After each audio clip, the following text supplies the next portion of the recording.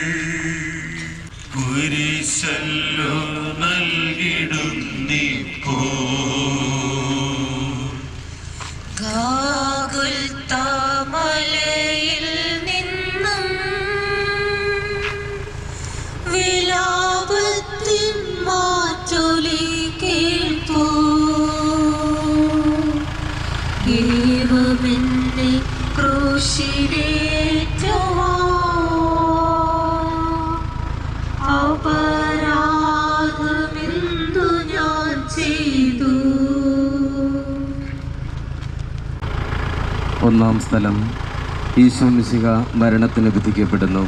ഈശോ മിശിഹായെ ഞങ്ങൾ അനേകപ്പെട്ട് ആരാധിക്കുന്നു. എന്തുകൊണ്ടെന്നാൽ ലോകത്തെ വീണ്ടെടുത്തു.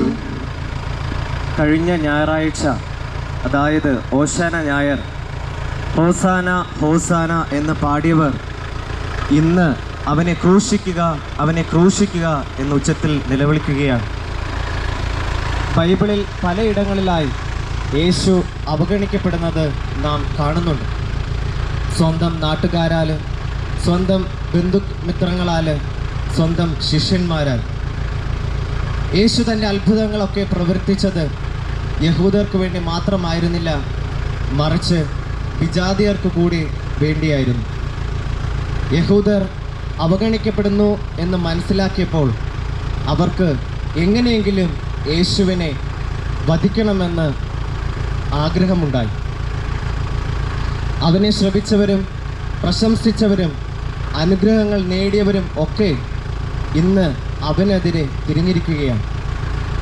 കാര്യം കാണാൻ മാത്രം കൂട്ടുനിൽക്കുന്നവരുടെ പ്രതിനിധികളാണ് ഇവർ.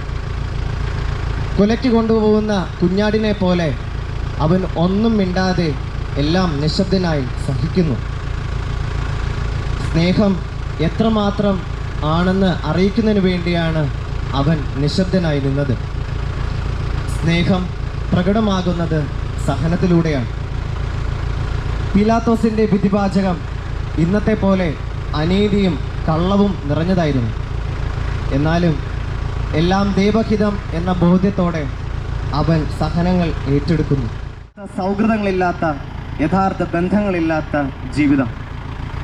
ആദ്യം സൂചിപ്പിച്ചതുപോലെ നവമാധ്യമ സുഹൃത്തുക്കളുടെ വലയിൽ വീഴാതെ ഉത്തമ സുഹൃത്തുക്കളുമായി ബന്ധം പുലർത്താൻ നമുക്ക് സാധിക്കണം. സകലരുടെയും മനസ്സറിയുന്ന കർത്താവേ, നല്ല സുഹൃത്തുക്കളെ തിരഞ്ഞെടുക്കുവാൻ, നല്ല സൗഹൃദങ്ങളെ കണ്ടെത്തുവാൻ ഞങ്ങളെ സഹായിക്കണമേ. അങ്ങയുടെ സ്നേഹം സഹനത്തിലൂടെ മനസ്സിലാക്കാൻ എന്നെ പ്രാപ്തനാക്കണമേ. നിർദ്ദയമായി വിമർശിക്കുമ്പോഴും കുറ്റക്കാരനായി വിധിക്കുമ്പോഴും അതെല്ലാം അങ്ങയെപ്പോലെ സമചിത്തനായി സഹിക്കുവാൻ എന്നെ അനുഗ്രഹിക്കണമേ. അവരുടെ ഉദ്ദേശത്തെപ്പറ്റി ചിന്തിക്കാതെ അവർക്ക് വേണ്ടി ആത്മാർത്ഥമായി പ്രാർത്ഥിക്കുവാൻ എന്നെ സഹായിക്കണമേ. സ്വർഗസ്ഥനായ ഞങ്ങളുടെ പിതാവേ, അങ്ങേ നാമം പൂജിതമാകണമേ. അങ്ങേ രാജ്യം വരണമേ. അങ്ങേ തിരുമനസ്സ് സ്വർഗത്തിലെ പോലെ ഭൂമിയിലുമാകണമേ.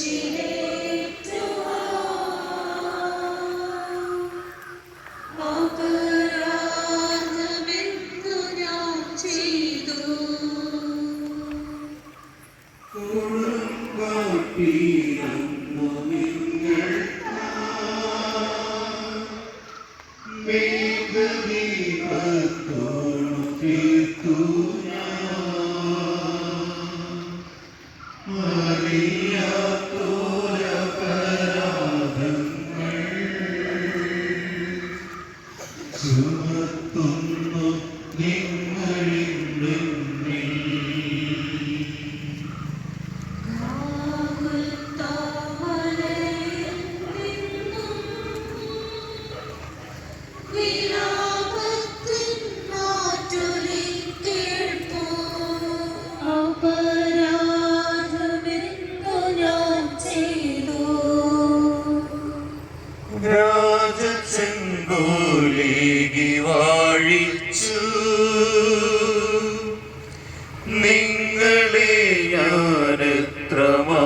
വഹിച്ചു എൻ ശിരസിൽ മുൾമുടി ചാർത്തി നിങ്ങളിന്ന് ചെന്നിടം തൂകി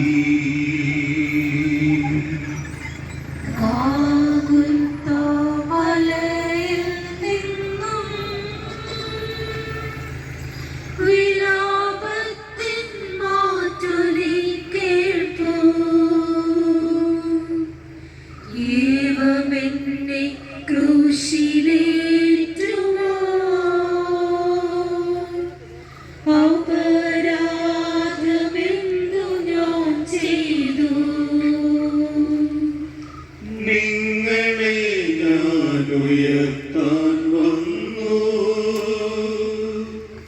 ക്രൂശിലെന്നെ തറച്ചു നിങ്ങൾ മോക്ഷവാതിൽ തുറക്കാൻ വന്നു ശിക്ഷയായ കൈകൾ ബന്ധിച്ചു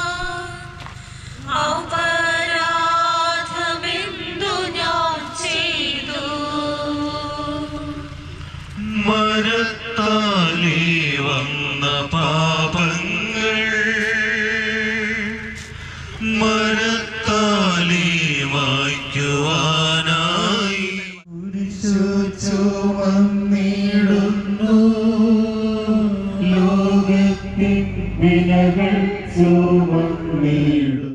തൻ്റെ വസ്ത്രം പിളർക്കപ്പെട്ട ശരീരത്തിൽ ഉരസുമ്പോഴുള്ള സങ്കല്പിക്കാനാവാത്ത വേദന, ഇതെല്ലാം അവിടുന്ന് നിശബ്ദനായി സഹിക്കുകയാണ്. ശാരീരിക പീഡനങ്ങളെക്കാൾ അധികം അവൻ അനുഭവിച്ചത് മാനസികമായ പീഡനങ്ങളായിരുന്നു. ഇവന് ഭ്രാന്താണ് എന്ന് പറഞ്ഞവർ, തച്ചൻ്റെ മകനല്ലേ എന്ന് പറഞ്ഞ് പുച്ഛിച്ചവർ, എന്തധികാരമുണ്ട് എന്ന് ചോദിച്ചവർ, സംശയിച്ചവർ, ശിഷ്യന്മാരുടെ തിരസ്കരണം, ഇതൊക്കെ അവൻ ഓർത്ത് വേദനിക്കുന്നുണ്ടായിരുന്നു. ഇതെല്ലാം അവൻ നിശബ്ദനായി സഹിച്ചത് എനിക്കും നിനക്ക് വേണ്ടിയായിരുന്നു.